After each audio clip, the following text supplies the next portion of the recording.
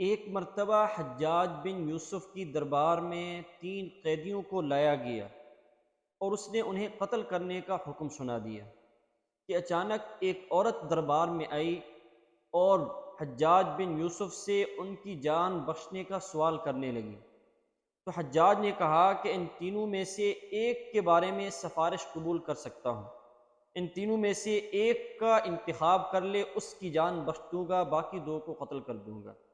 ان 3 آدمیوں میں ایک عورت کا بیٹا تھا اور ایک اس کا خاوند تھا اور ایک اس کا بھائی تھا۔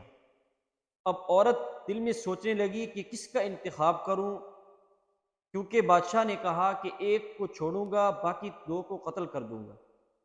اس لیے عورت نے دل میں سوچا اور کہا کہ خاوند تو اور مل جائیں گے اور بیٹا بھی دوبارہ پیدا ہو سکتا ہے، لیکن چونکہ میرے والد اس دنیا سے رخصت ہو چکے ہیں، بھائی کا ملنا میرے لیے اب ناممکن ہے، اس لیے کہا کہ آپ میرے بھائی کو چھوڑ دیں۔ تو حجاج بن یوسف نے اس کے اس حسن انتخاب پر ان تینوں کو چھوڑ دیا۔